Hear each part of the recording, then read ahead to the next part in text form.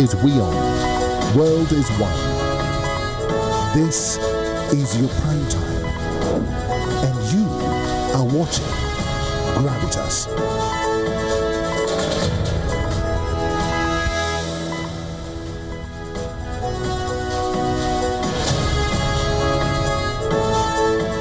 Hello and a very warm welcome. You are watching Gravitas. I'm Moni Kampir.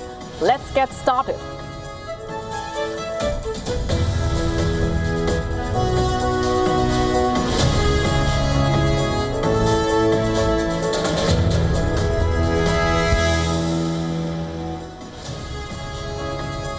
Our top focus tonight on Gravitas. West Asia continues to witness escalating tensions, and as those tensions boil over, the two sides refuse to budge. What's also emerged is Iran reportedly turning mobile phones into weapons, allegedly has been hunting US troops using their phones. According to a report, the US military personnel and contractors in the region were allegedly targeted through a coordinated phone tracking campaign before and during the conflict. How exactly was this done, and what are the larger implications? We break it down for you in just a bit. Also on the show for you tonight, Houthi attacks on the another global choke point, Bab el-Mandeb Strait, could take oil levels to $200 if that happens. We tell you more.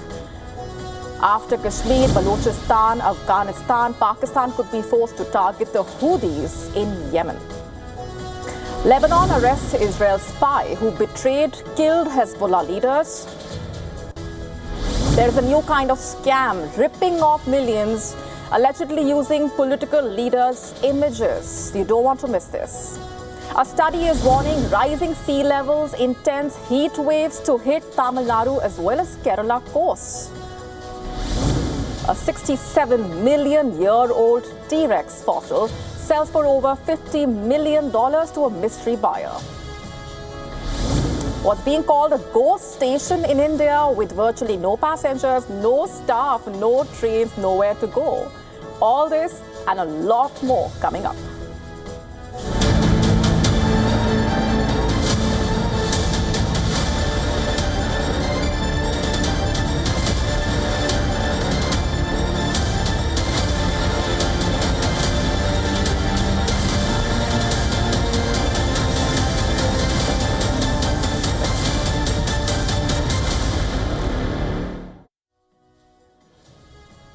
It's a major escalation in West Asia.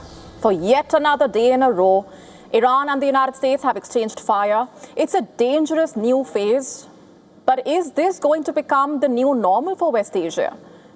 As far as Donald Trump is concerned, it's been a new day and a seemingly old threat. He has once again threatened to strike Iran's bridges and power plants next week if Iran does not return to talks.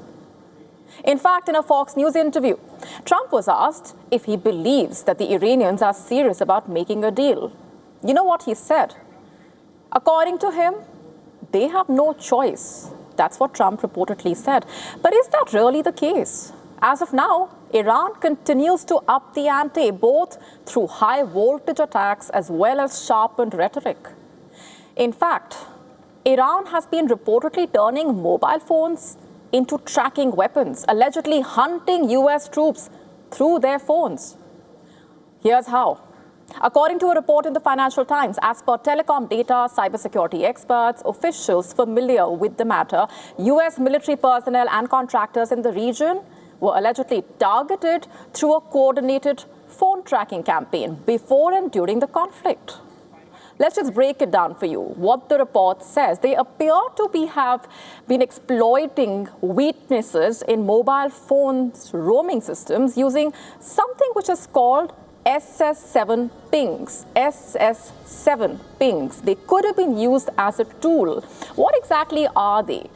They can basically reveal the approximate location of phones connected to foreign networks. Investigators also believe that commercially available smartphone advertising data may have been used to identify the locations of certain devices. The immediate question has been, who exactly is being suspected of carrying this out? Reportedly, officials in Gulf countries suspected Iran or groups allied with it. The tracking attempts reportedly began in the period leading up to the US-Israeli military operation against Iran in late February and continued reportedly during the early days of the war when Iran launched missile and drone attacks against the US forces and military sites across the region. Experts reportedly have said it's too early to directly connect the surveillance to individual missile or drone strikes. But they also noted that military targeting typically relies on multiple intelligence sources, not just digital location data as such. And the US Central Command also reportedly said it had received several threat reports about adversaries exploiting commercial location data, but added that it took extensive protective measures. A US official reportedly said claims that phone tracking played a significant role in the attacks were, quote unquote, a departure from the facts. But here's the thing. A 2024 Pentagon Inspector General review reportedly had already found that the military had not fully addressed smartphone-related vulnerabilities. In fact, former intelligence officials also said smartphones generate large amounts of location and usage data that can possibly reveal a person's movements, even if the phone itself is never hacked, especially when personnel carry personal devices alongside secure government phones. Meanwhile, the region continues to witness high-intensity attacks. Iran's Revolutionary Guards earlier said they struck facilities used by the U.S. Fifth Fleet in Bahrain. According to state television, after the U.S. strikes on Iranian territory, Iran in fact struck a critical facility in Kuwait on Wednesday itself, causing multiple massive explosions and starting a fire. Eyewitness video released earlier showed the moment a drone hit a warehouse in a port town in Kuwait. Iran has also threatened to halt all Mideast energy exports after the US blockade. It's a major implication. And with drone striking Jordan and other parts in the region, the attacks have continued along with sharpened rhetoric for a fifth day in a row. That's what the region has been witnessing. And as far as Donald Trump is concerned, like we said, it's been another day and a seemingly old threat. He had earlier warned and threatened that he could strike Iran's bridges and power plants next week if Iran does not return to talks. But what really is Trump's strategy? Remember, Trump earlier reversed a threat of a 20% fee on all Strait of Hormuz cargo shipping, but resumed blockading Iranian ports. In fact, America has threatened to reopen the strait by force. But then here's the thing. Is that even possible? Experts reportedly have assessed and pointed out that it will require a much bigger armada, if not tens of thousands of American troops on Iranian soil. If there is one thing that Trump seems to have excelled in, it is the art of taking U-turns, a series of them. After threatening to intensify attacks against Iran, will he make yet another U-turn is the question, or is this going to be yet another endless conflict for the United States? What really is the US president's strategy? And what will Iran's next move be? The region remains on tenterhooks, and the global economy at this point cannot afford more uncertainty. But then there could be more bad news in store for the global economy. Yemen's Houthis have entered the picture, and how? They are threatening to weaponize a second global choke point, warning that if Saudi Arabia keeps striking Yemeni infrastructure, Sana'a will shut the Bab el-Mandeb Strait in tandem with Iran's closure moves at the Strait of Hormuz.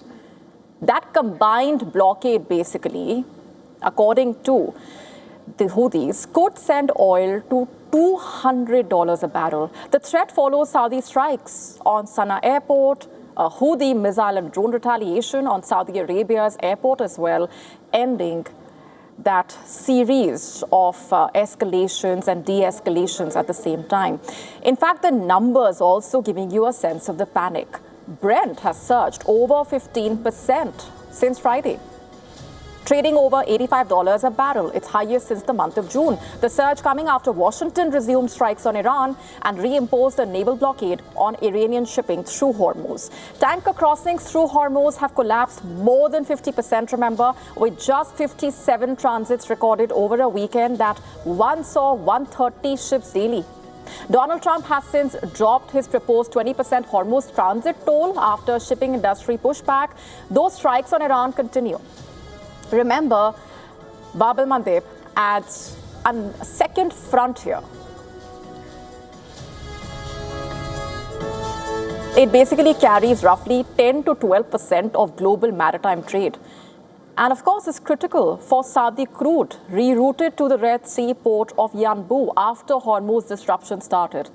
A closure would basically force vessels around Africa's Cape of Good Hope, adding 10 to 14 days transit time and pushing freight costs up over 200% for some cargo. India, which routes nearly 35% of its foreign trade through this strait and Suez combined, faces direct exposure possibly. And analysts reportedly see this as Iran's next so-called nuclear option after Hormuz. A proxy escalation of sorts, not yet activated, but that is credible enough for the prediction markets to have pushed closure odds from about 8% to 18.5% within a week's time, with strategic reserves already drawn down from the earlier crisis. In fact, traders are also warning there is little buffer left to actually absorb a two-straight shock as such.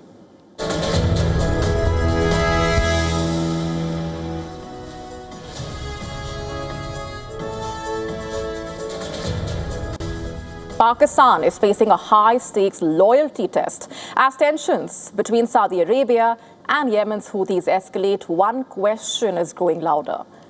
Will Pakistan answer Saudi Arabia's call or stay out of another regional conflict? From Balochistan to Pakistan-occupied Kashmir, discontent over the military's rule is reaching a boiling point now.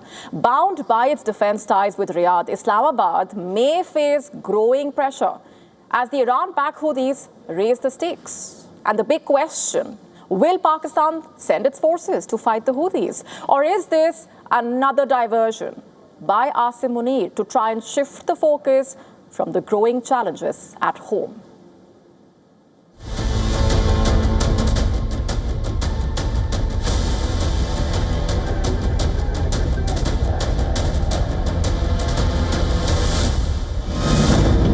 A general facing collapse at home just found himself a war abroad to talk about. Convenient timing. Almost too convenient. As Saudi Arabia and the Houthis exchange missiles and the prospect of a wider conflict grows, Islamabad has projected solidarity with Riyadh under its long-standing defense partnership. The renewed fighting has revived questions over whether Pakistan could once again be drawn into Saudi Arabia's security calculations. Remember, Pakistan and Saudi Arabia are bound by a military agreement. Balochistan is not simmering anymore. It is literally slipping out of Islamabad's hands entirely.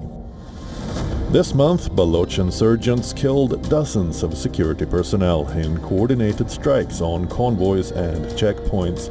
Baloch fighters claim they control 85% of the province's territory. Militant attacks have intensified, security forces remain stretched, and the province has become one of Pakistan's biggest internal security failures. On its western frontier, tensions with Afghanistan continue to demand military attention. Now another challenge is gathering momentum. Pakistan-occupied Kashmir is witnessing renewed unrest. Thousands have joined protests and long marches against rising prices, governance failures, and what demonstrators describe as decades of neglect.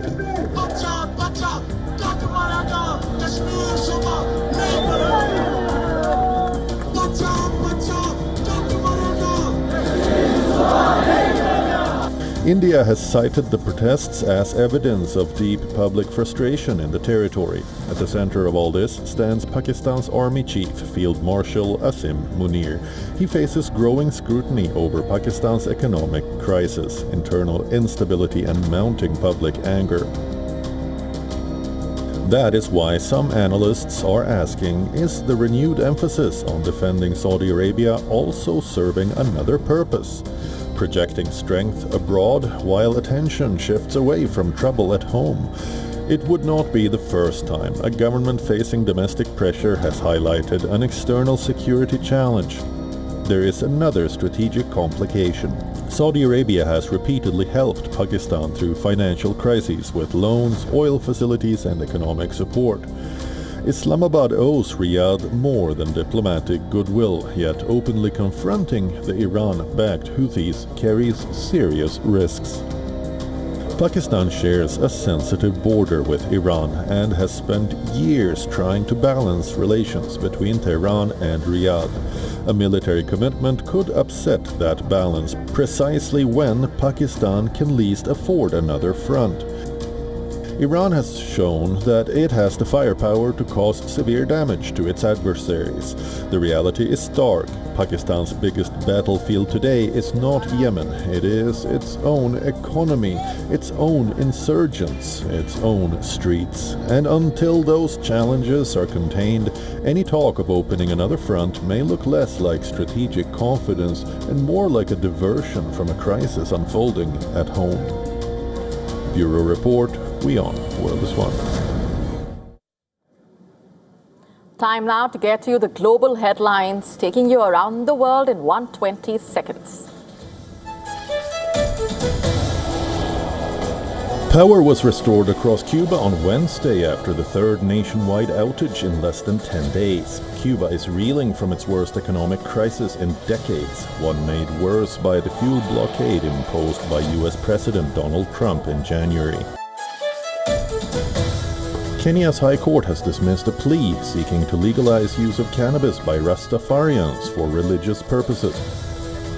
Rastafarians had petitioned the court to exempt them from the law, arguing that cannabis is central to their religious practices. Firefighters battled to contain a wildfire in southeastern Turkey after the blaze forced evacuation of residential areas.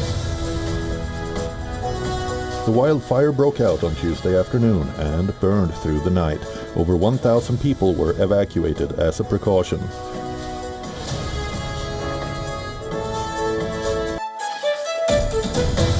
Two people die after a fire that reportedly started while an electric vehicle was being charged, swept through a residential building in Noida. The blaze broke out in the ground floor parking area, spread quickly, prompting evacuation of around 50 families.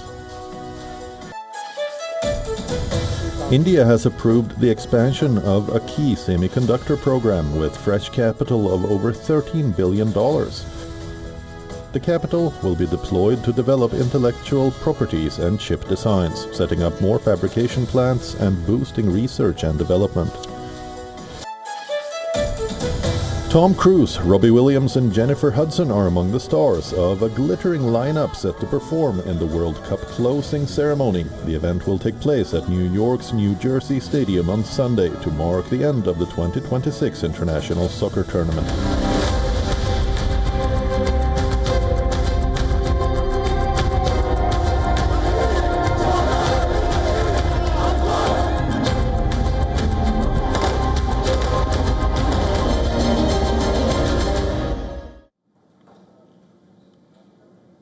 The espionage wars continue to heat up. In the latest, a man accused of betraying Hezbollah from within has been arrested in Lebanon.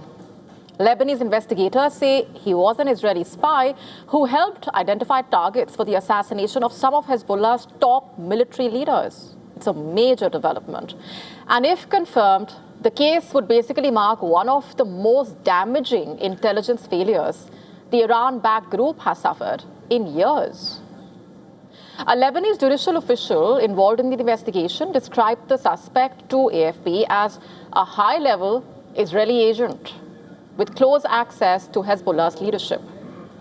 According to Arab media, the suspect allegedly passed highly precise intelligence to Israel, leading to deadly assassination of at least 4 of Hezbollah's top security commanders in 2024, allegedly, including Fuad Shukr and Ibrahim Aqil.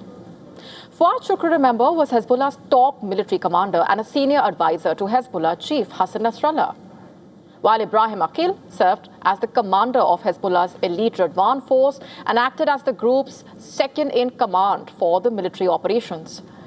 Incidentally, former Hezbollah chief Hassan Nasrallah was also killed, remember, in an Israeli strike on Beirut's southern suburbs. This was in September 2024.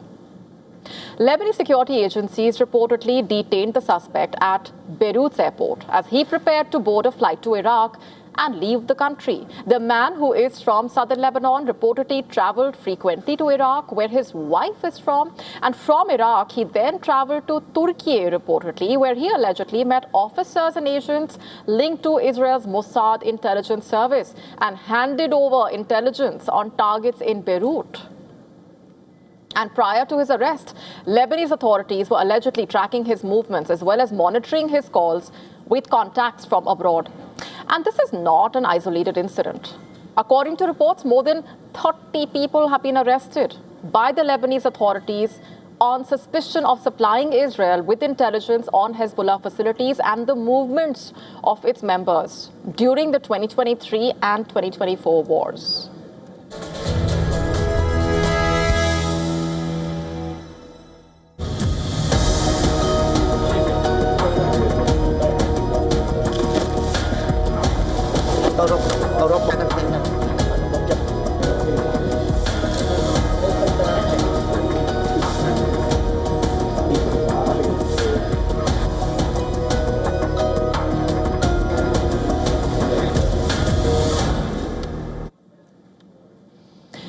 Imagine this.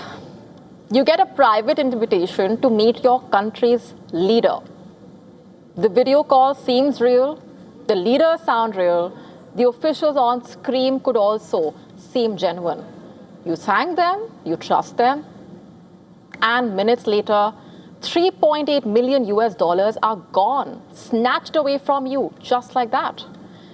This is not fiction. Unfortunately, it is the terrifying new face of cybercrime, where AI is turning the images and voices of trusted political leaders and figures into powerful weapons for global scam syndicates. For example, one victim in Singapore reportedly received a WhatsApp message claiming to be from the secretary to the cabinet, inviting him to a confidential Zoom meeting. And what followed was an elaborate fake summit featuring AI-generated versions of Singapore's prime minister, president, cabinet ministers, even foreign dignitaries, discussing funding linked to the Strait of Hormuz. Imagine this. The fake prime minister then thanked the victim for attending before a fake lawyer took over the call. By the end of all of this, $3.8 million had disappeared into an account that no longer exists. And this is no longer an isolated incident, by the way. Across Southeast Asia, scammers are reportedly cloning the faces, voices of political leaders to exploit the one thing no security software can fully protect, which is human trust. And experts say these scams succeed because most people are conditioned to trust and respect authority, making them more likely to actually comply before they question.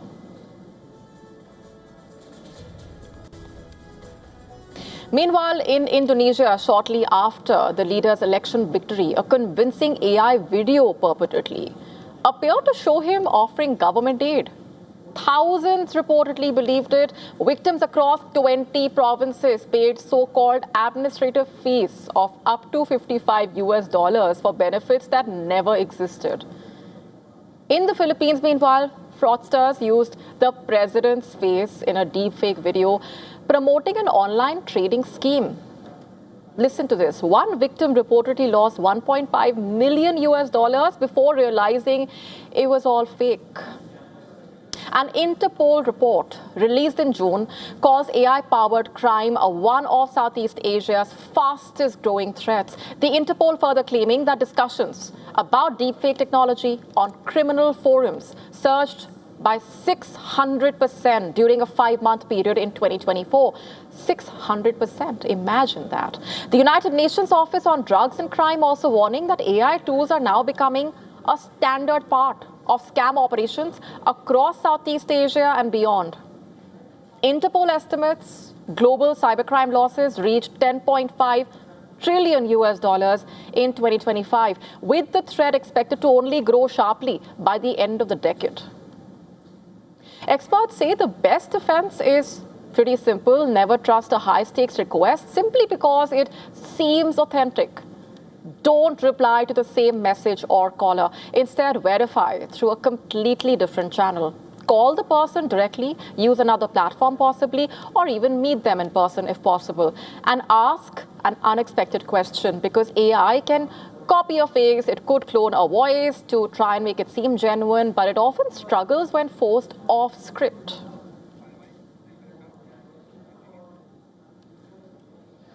Shifting focus now to India. Merely days before the monsoon session of the parliament starts, trouble is brewing for the opposition bloc.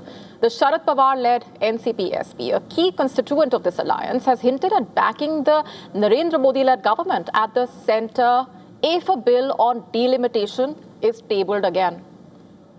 Let's just jog your memory back to April this year. While the total number of seats of each state in the Lok Sabha and the state assemblies were frozen in 1976, the central government, remember, moved a constitutional amendment bill to alter that. And while it sought to increase the Lok Sabha seats from 545 to 850, the bill failed to get the nod because of the lack of a two-third majority. NCP-SP, which voted against this bill back then, refused to rule out backing a similar legislation if the government proportionally increases the seats of all the states by 50%. Although the Union Home Minister had pitched this formula during the debate on the bill, the opposition basically wanted it to be a part of the legislation. Listen to this. हमारी जो चर्चा हुई थी उसके बारे में मैंने कई लोगों से उसमें चर्चा की थी. तब डीएमके हो, हम हो, सपा हो, 50% के बारे में हम सोचेंगे, ऐसा हमने कहा था. Now, speculation about this key opposition party's possible change of stance increased after a late-night meeting between NCP-SP Maharashtra President and the state's Chief Minister. Additionally, Sharad Pawar met the Deputy CM as well at his chamber in Maharashtra's Legislative Assembly last week, which led to a backlash from the ally Shiv Sena UBT. And that's not all. Senior Congress leader and Rajya Sabha MP P. Chidambaram claimed that the BJP is trying to woo NCP-SP and the DMK to garner support for the delimitation bill. In an indication that these allies are contemplating supporting such a legislation, he said, and I'm quoting, "Any support to a new version of the failed bill, whose real purpose is delimitation, will be a betrayal of their own conscience."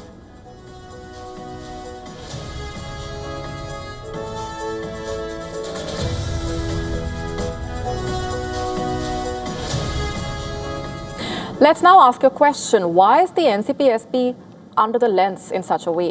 While the undivided NCP was in an alliance with the Congress, remember, since its inception, a group led by the late Ajit Pawar rebelled against his own uncle, Sharad Pawar, in November 2019.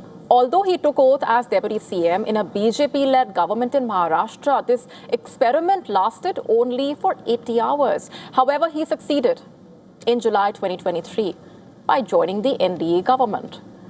Ajit Pawar not only gained control of the NCP from his uncle, but also led his party to victory in 41 out of 288 constituencies in the 2024 assembly elections. And incidentally, NCP-SP working President Supriya Sule also did not reject the possibility of both NCP factions coming together in wake of Ajit Pawar's alleged last wish. It was my brother's last wish for both the NCPs to work together and be together. Unfortunately, my brother passed away. And this new political conundrum coming barely a month after the opposition bloc held a meeting, remember, to brainstorm a strategy to stop the BJP's growing political prowess. However, the meeting exposed fault lines within the alliance. While the DMK pulled out of the bloc after its ally Congress formed a post-poll coalition with actor-turned-politician Vijay TVK in Tamil Nadu, the Aam Aadmi Party also stayed away from the meeting. And while the opposition bloc made impact by winning 229 seats in the 2024 Lok Sabha elections, its trajectory has only gone downward since then. After the DMK's exit from the alliance, its seats basically plummeted to 207. That's what the numbers look like. However, after 6 Shiv Sena UBT and 20 TMC MPs joined the NDA fold recently, it's left with only 181 members now. And if the NCP-SP leaves the alliance, its tally will reduce to 173. And in terms of electoral performance as well, the bloc has struggled to actually make a mark at the state level since its formation. In 2023, it suffered major setbacks in Rajasthan, Madhya Pradesh, Chhattisgarh. Delhi was another major blow in 2025 when Arvind Kejriwal-led Aam Aadmi Party unexpectedly lost to the BJP. And in 2026, the list of the electoral disappointments grew longer with defeats in West Bengal, Tamil Nadu, as well as Assam. Even as NCP-SP has asserted that no decision has been taken yet on supporting a potential delimitation bill, the party's future course of action will be closely watched, if history is anything to go by.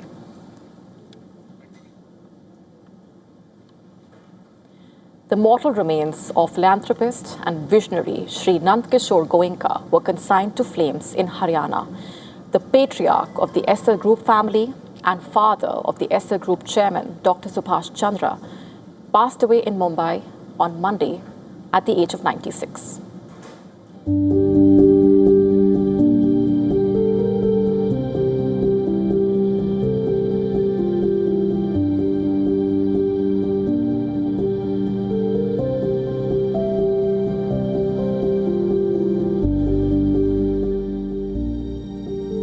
Thousands gathered to pay their last respects to Shri Nandkishore Goenka,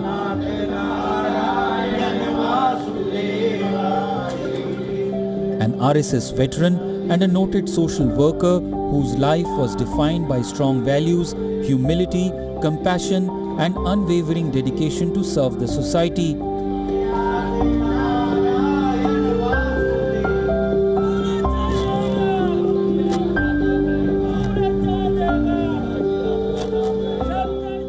His final journey began from his ancestral home in Hisar. Ahead of the last rites, his mortal remains were taken to Vaishnav Agrasen Gaushala, a place of deep significance as Shri Nandkishore Goenka had laid its foundation.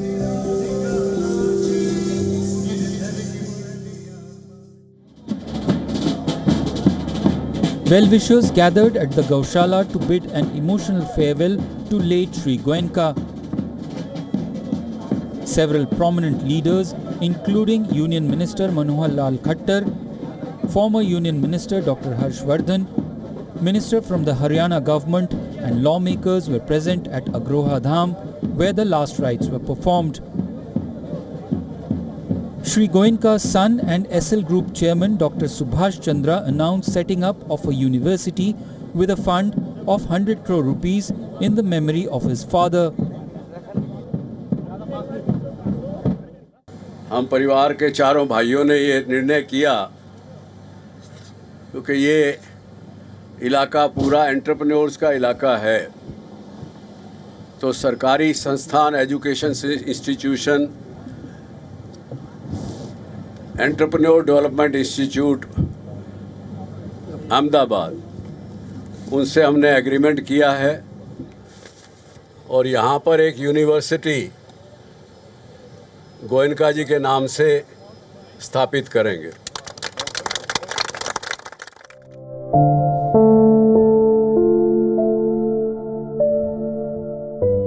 Prime Minister Narendra Modi on Tuesday showered rich praise in his personal letter on Shri Nandkishore Goenka's blessed life filled with selfless public service. The Rashtriya Swayam Sevak Sangh lauded Shri Goenka's efforts for social work and cow welfare. Born on September 28, 1930, Shri Nand Kishore Goenka decided to devote his life to the grassroots social transformation of the society.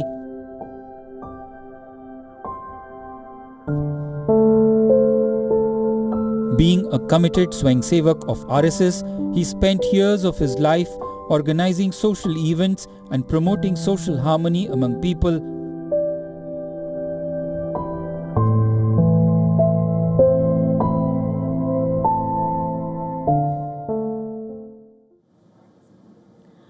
Let's now shift focus to South India. A new climate projections report has put South India on alert. The states of Tamil Nadu and Kerala could face unprecedented environmental impact over the next 15 years itself. Rising sea levels, intensifying heat waves could alter lives and livelihoods forever. Let's break it down for you in our next report.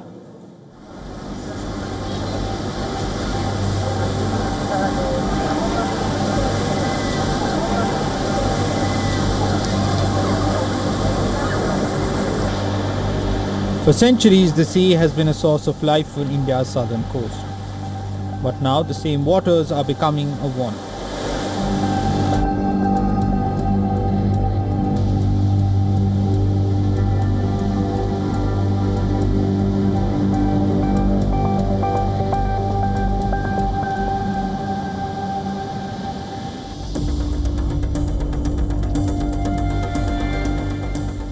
Climate change is heating up the Arabian Sea and the Bay of Bengal, pushing temperatures to dangerous highs, raising sea levels inch by inch.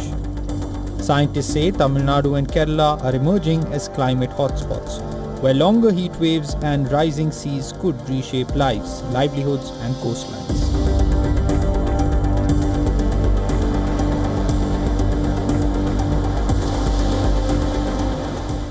From fishing villages to crowded cities, the threat is no longer a distant prediction.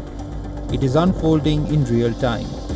As the planet warms, India's southern shores are finding themselves on the front lines of a growing climate crisis.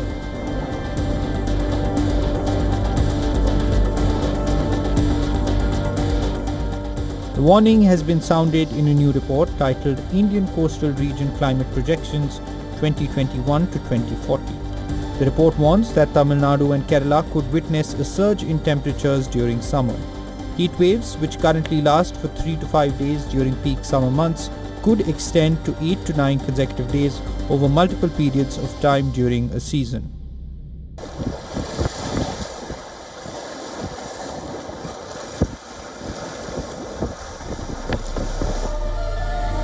The report notes that a rise in sea level would accelerate coastal erosion, intensify impact of storm surges.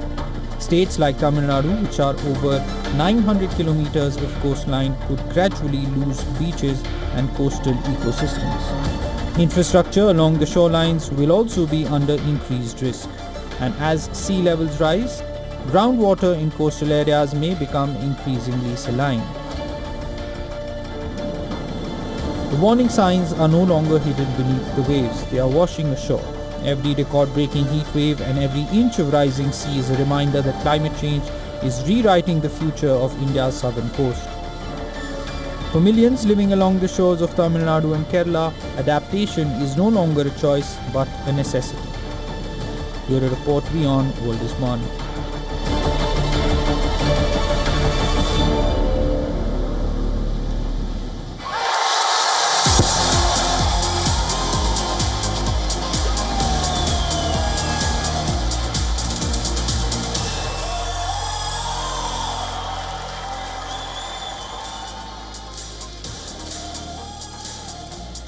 Kylian Mbappe and France's 2026 World Cup journey is over after a defeat against Spain in the semi-finals. There are multiple memes out there on the internet that show Mbappe as a dictator. But a little known fact about the France captain is that he has donated his earnings from the national team to charity since 2018.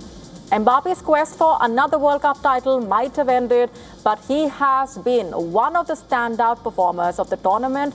Despite his consistent performances, he has also had a reputation of being selfish in club football, but the reality is far from it. Mbappe reportedly has not taken a single penny from the French Football Federation since 2018. According to CNBC, Mbappe donated all his earnings and bonus from the 2018 World Cup winning campaign to charity.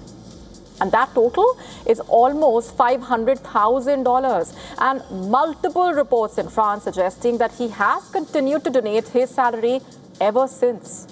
It's worth mentioning that Mbappe's earnings from the national side are minuscule when compared with his salary, reportedly, from his club Real Madrid. And his annual salary at Real Madrid, around $35 million, reportedly. But Mbappe's philanthropic pursuits are commendable, and they are winning hearts, of course. In an interview with Time magazine regarding his 2018 World Cup earnings, Mbappe had this to say, I'm quoting, "I did not need to be paid. I was there to defend the colors of the country. I earn enough money, a lot of money. So I think it is important to help those who are in need. A lot of people are suffering. For people like us, giving a helping hand to people is not a big thing," quote unquote. What a remarkable story. And Mbappe's case is not unique, by the way, in world football. Since 2007, England players reportedly have donated their full match fees to the England Footballers Foundation, which basically uses the money to support a range of charitable causes. The tradition was started by players like David Beckham and others. And it's also estimated to have raised over $20 million over the years.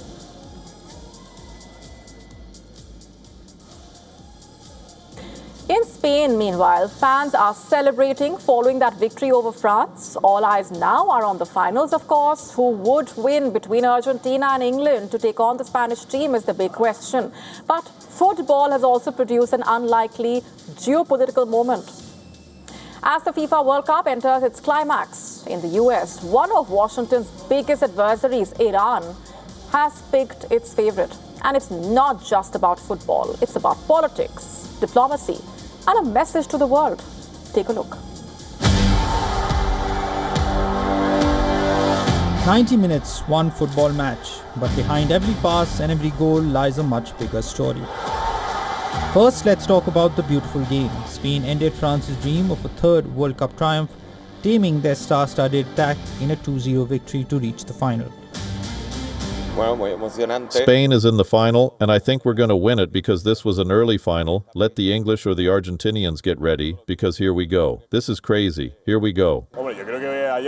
Well, I think yesterday we gave a masterclass. It was a great match for me. Spain in the World Cup has gone from weaker to strong since the match against Cape Verde. I think mentally for the team it was a turning point. Now, as all eyes are on Sunday's final, and interestingly, Iran has publicly backed Spain, not just for its football, but for what it called Spain's principled stand during one of West Asia's most turbulent moments. In a post on social media, Iran congratulated Spain, saying it had chosen the right side of history. It was a remarkable moment. A World Cup fixture became the backdrop for a diplomatic signal. The message did not emerge from nowhere. Spain has repeatedly questioned military escalation in West Asia and has resisted pressure to endorse American strikes on Iran. Even Pope Leo recently commended Spain's commitment to peace, dialogue, and international solidarity. But Madrid's stance hasn't pleased Washington. US President Donald Trump has ordered a complete freeze on all American trade with Spain, openly branding them a terrible partner in NATO. I didn't speak to Spain. Spain is a wasted cause. We don't want to do any trade business with Spain anymore, by the way. I'd like you to cut it off. Spain is a terrible partner in NATO. They don't participate, they don't pay. I don't want anything to do with Spain. But come Sunday, Donald Trump could be handing the World Cup winners' trophy to none other than Spain. Going back to football, Iran's own World Cup run makes this moment even sharper. Their national side arrived in the US facing restrictions no other team endured. A base camp shifted at the last minute to Mexico. Staff denied visas, players competing while their country was still under attack back home. The Iranians left the pitch in Los Angeles with a handwritten note thanking their hosts, reminding them of the children killed in an American airstrike on a school back home. That backdrop makes the Iran's cheer for Spain more than just sport. It is solidarity aimed at a country willing to say no to Washington, sent by a nation that knows exactly what saying no can cost. Football was supposed to be a neutral ground. This World Cup keeps proving otherwise. Your report WION World is One.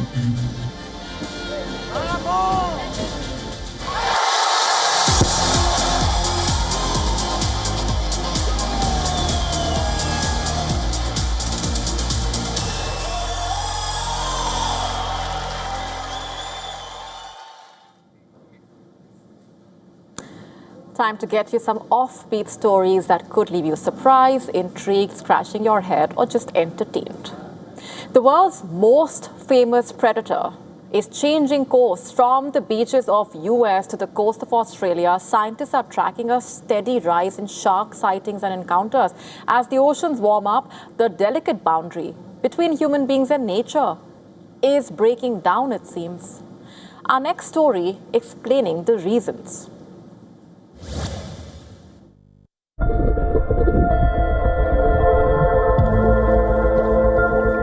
For millions of years, sharks have ruled the oceans. Long before dinosaurs walked the earth, sharks were already swimming through ancient seas. Today, they remain one of the ocean's most important predators, helping keep marine ecosystems balanced. But now, scientists say the sharks are on the move. California is witnessing one of its highest numbers of great white sharks in recent years. Researchers believe unusually warm Pacific waters, driven by El Nino, are pushing juvenile great whites north from Mexico much earlier than normal. The result is simple. More sharks are appearing near California's coastline. Great white sharks are among the largest predatory fish on Earth. Adults can grow over 6 meters long, weigh more than 2 tons. Despite their fearsome reputation, experts say shark attacks remain extremely rare. Humans are not their preferred prey. Most great white sightings involve young sharks feeding on fish and rays in shallow coastal waters. Scientists say warmer oceans are creating ideal conditions for these juvenile sharks. Their prey is moving north, and the sharks are following. The pattern is not limited to the United States. Australia is reporting a similar trend. The country now records nearly 29 shark incidents a year, compared with about 16 annually in the early 2000s. Researchers believe climate change is altering ocean temperatures and shifting the distribution of several shark species, bringing them closer to beaches for longer periods. This is not a shark invasion. It is a climate story unfolding underwater. Marine scientists stress that sharks are responding exactly as any wild animal would. They follow food, water temperature, and suitable habitats. As the oceans change, their migration routes change too. The message from scientists is clear: the oceans are warming, and the world's greatest predator is simply adapting faster than we are.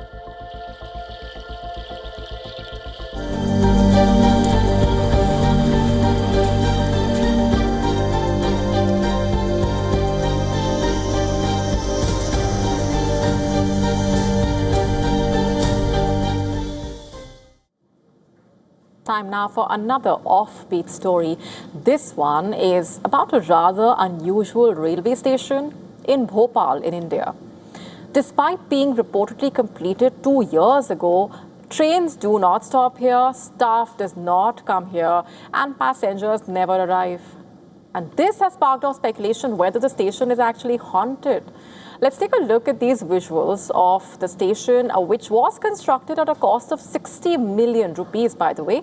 Despite it appearing fully ready to start operations, the station is completely deserted. A ghost station, as it's being called. There is no clarity as to why. Staff has not been appointed, reportedly, and why the station has not been cleared for actual use. As a result, rumors about paranormal experiences at the station have gained traction. However, some locals dismiss this as mere speculation. For example, one person at the spot observed that such rumors spread just because the station is deserted. Locals also expressed disappointment at losing out on better connectivity. Even as the reason behind this remains a mystery, official clarity on when the operations will finally start at the station is reportedly still awaited. A 38-foot-long T-Rex skeleton has set a new auction record. The fossil sold for nearly $50.1 million, far exceeding its pre-auction estimate of $20 to $30 million. Take a look.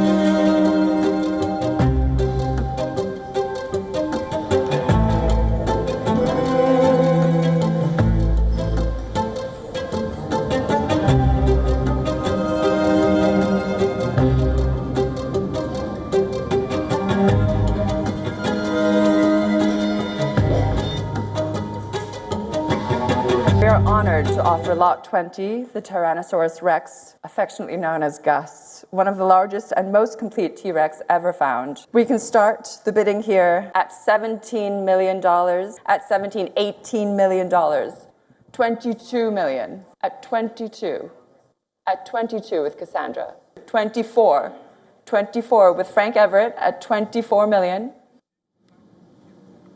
Time now to get you one of the most powerful images of the day. At a time when Europe is gripped by a heat wave, Greenpeace Italy made a rather unique intervention. It placed 3 ice sculptures in front of the Colosseum in Rome to highlight the impact and send out a message about climate change on workers' health.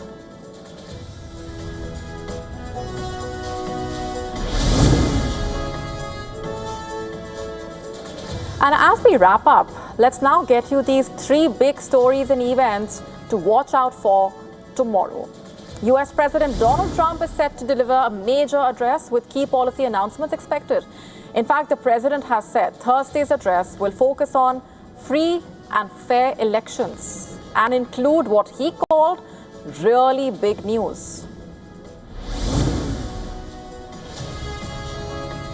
BIMSTEC National Security Advisors meet in New Delhi on Thursday with regional security and counter-terrorism on the agenda.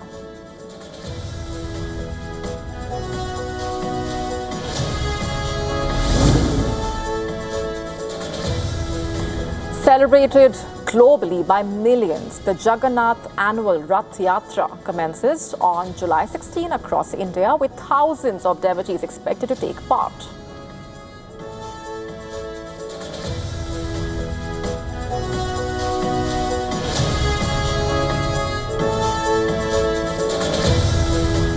And with that, it's a wrap on this edition of Gravitas Tonight. This is me, Molly Gambhir, signing off. Thanks very much for watching.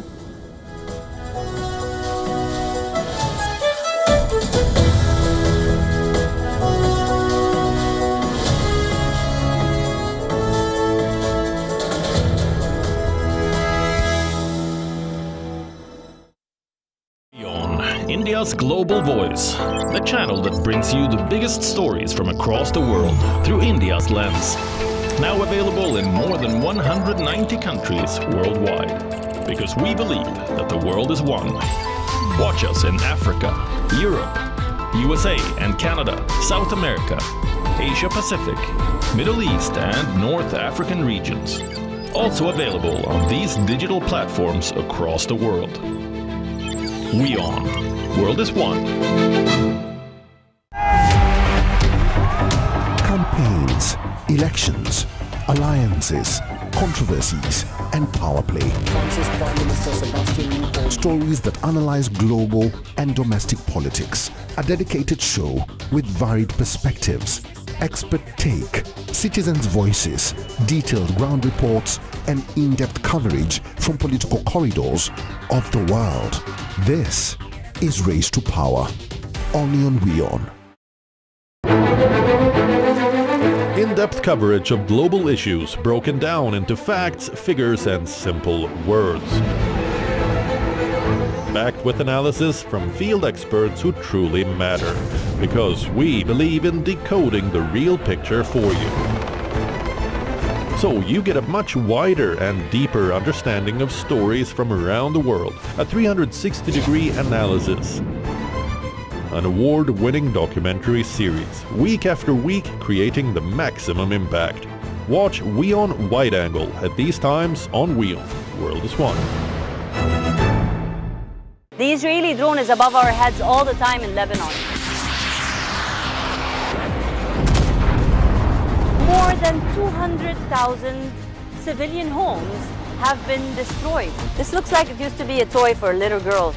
Can't but wonder while I'm walking between all of this rubble, how many lives were destroyed, how many kids were traumatized, how many women lost their families.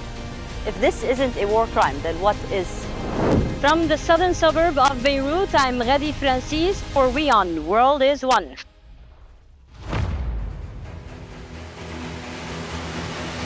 Get the latest updates. Breaking news. Credible, clear, continuous. Experts across aisles. Diverse voices, one platform. WION World is One.